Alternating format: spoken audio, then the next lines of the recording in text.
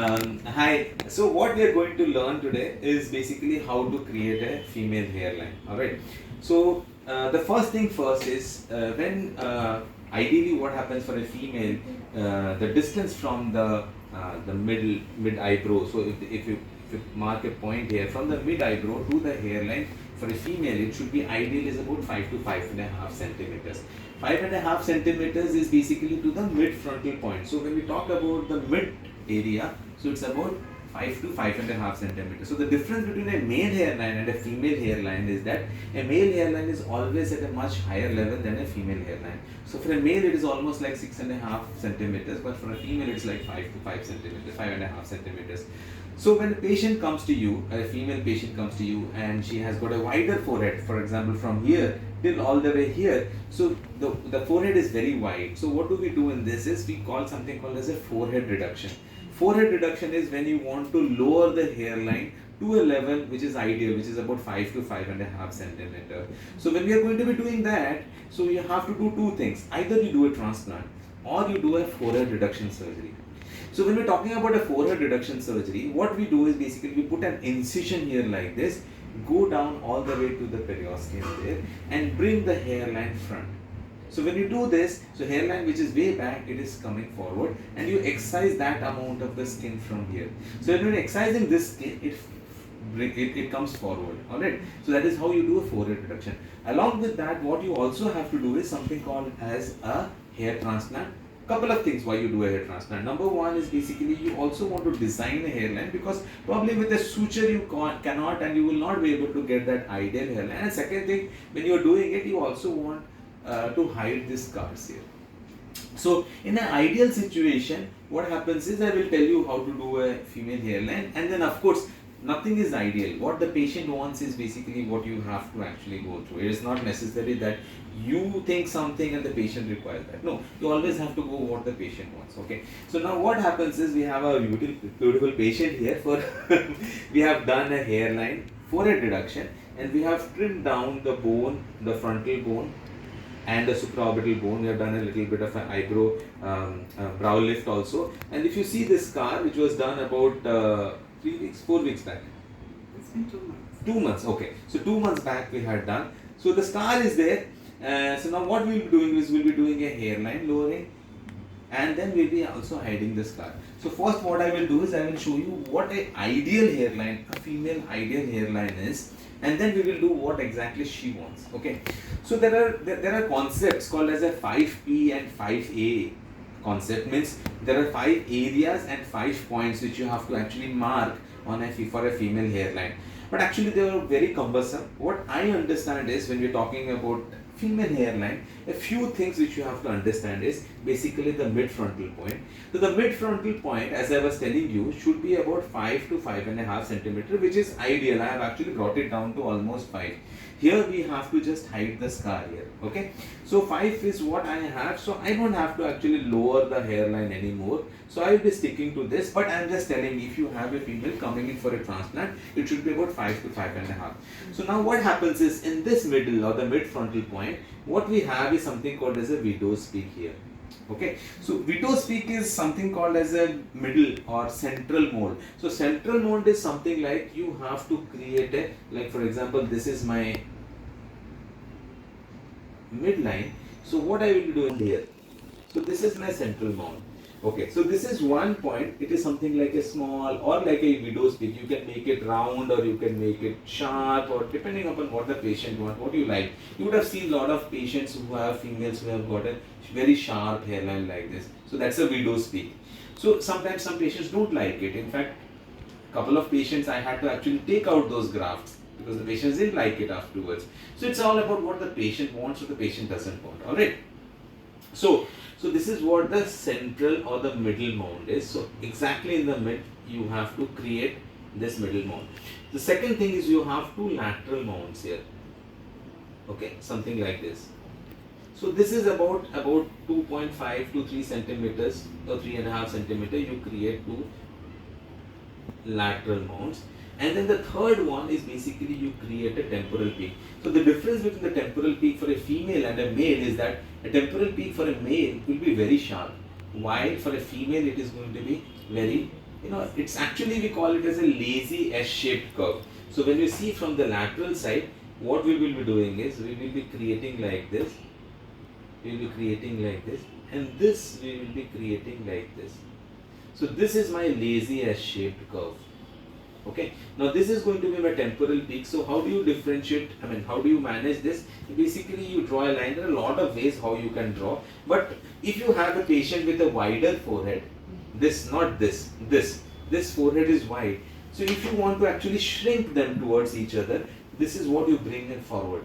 So when you bring the temporal peak, which is round, towards the midline, bring it towards the midline, this width would reduce automatically, and that face will look more slimmer. We want to make it slimmer? Okay, yes. So then what we will do is, rather than keeping it just at the lateral extension, maybe we'll bring it little forward. So when you do this, imagine I have created a hairline here, or the lateral temporal peak here, or which is here. So when I bring it forward here, so this looks, squeezed in. So instead of looking very wide, it looks squeezed in. Okay, so you have the central mode and the lateral mode and the temporal peak which comes here and this comes and meets your sideburns here. Okay, and then this has to be really natural, in the sense it has to be zigzag, no straight line. And always remember, the first hairline, if you see anybody, it should be natural, it should be less dense. 1 or 2 lines should be less dense, and then you put the density there. That's how it's going to be looking natural. But for her, we'll have to make it more dense because we have the scar here. Our main point here is going to be hiding the scar.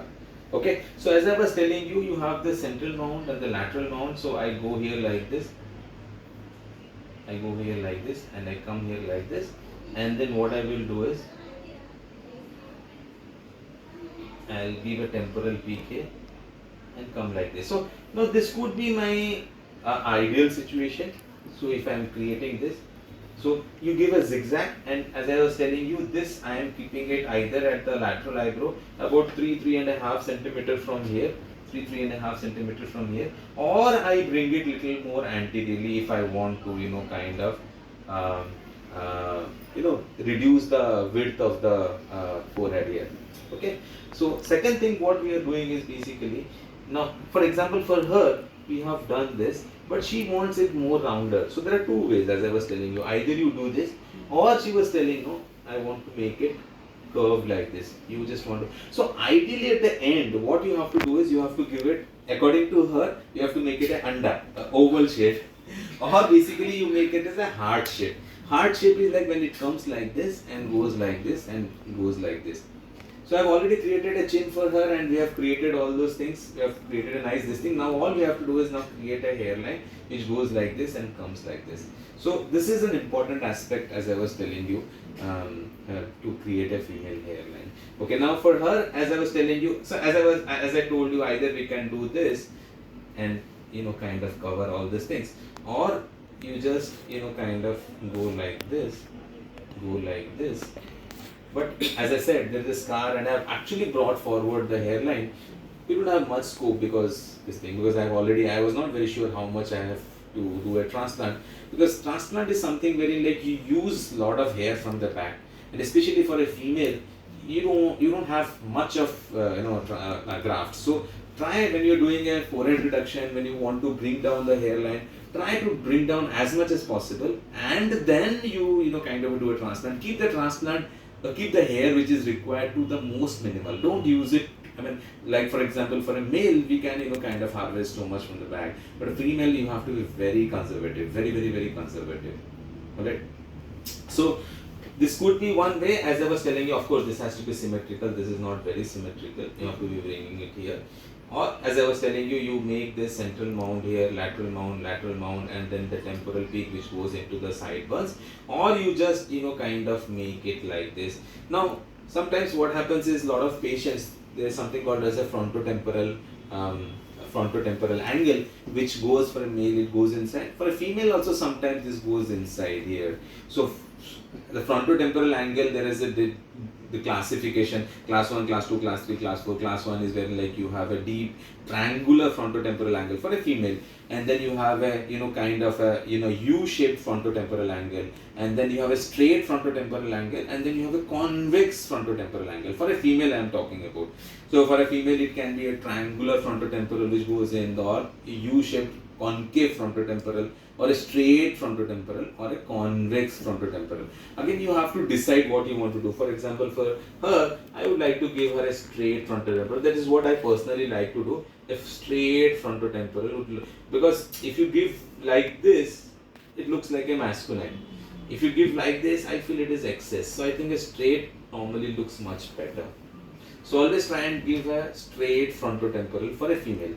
But for a male, when you're talking about a the frontotemporal angle, so we will be talking about concave frontotemporal, which goes in, it's like an M-shaped pattern which goes inside here. Okay, so that is how we are going to be designing a hairline for a female. So what I will be doing for her, as her requirement, she doesn't want this, she just wants a triangular, a curved one which goes like this,